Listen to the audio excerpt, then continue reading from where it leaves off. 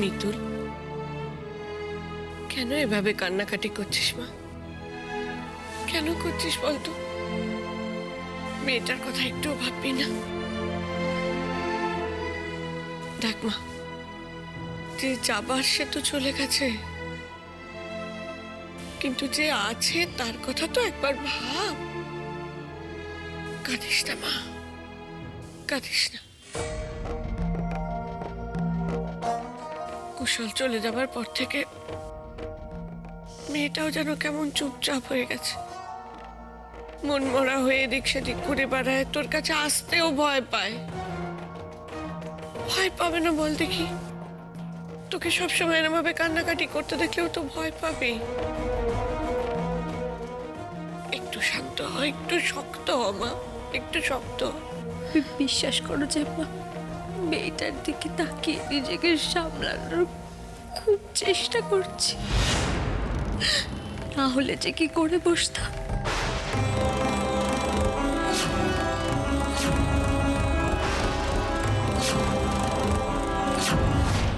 না, খবরদার না।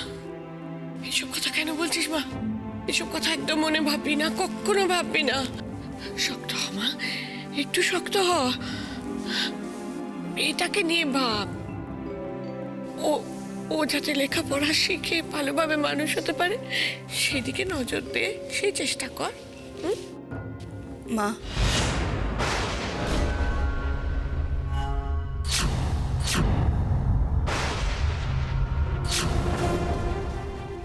তুমি? হ্যাঁ মা, আমি এসেছি। নীলু কোথায়? নীলু আসেনি? ও আসতে পারেনি তো আমি একাই এসেছি।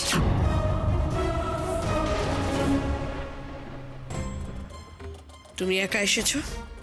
কি ব্যাপার? আসলে আমার মিতুলের সাথে কথা ছিল। কুশল চলে যাওয়ার পর থেকে তো ও একদমই একা হয়ে গেছে।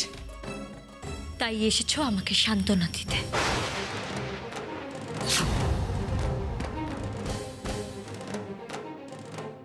মিতুল,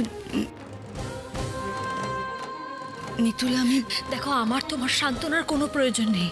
আমার দুঃখ আমি একাই বইতে পারবো। তুমি জেমা, জেমা ওখানে কেন এসেছে? তুমি ওকে চলে যেতে বলো। আমি ওকে এক মুহূর্ত সহ্য করতে পারছি না। জেমা, চুপ কর, শান্ত হ, শান্ত হ মা। তুই কেন এত শোনো, তুমি যখন জানো যে এই বাড়িতে এলেই অশান্তি হয়, তাহলে কেন আসো? কেন আসো তুমি? মা, আমি জানি মা, আমার ওপর আপনাদের অনেক রাগ অভিমান জমে আছে। সবকিছু উজাড় করে দিন, সব সব উজাড় করে দিন মা। আমরা আবার নতুন করে শুরু করতে পারি না? এটাই তো আমার আসল পরিবার। কেউ কার পরিবার ছেড়ে থাকতে পারে মা? না, সেটা সম্ভব নয়। কেন সম্ভব নয়?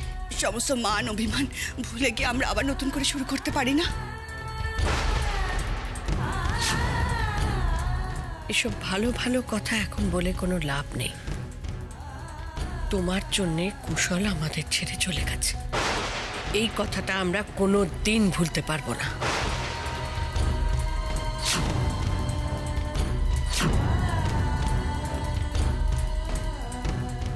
পরিবার দেখাতে এসছো?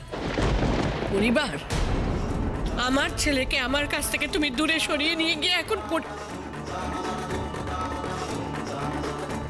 চলে যাও আমার চোখের সামনে থেকে, চলে যাও বলছি। মা,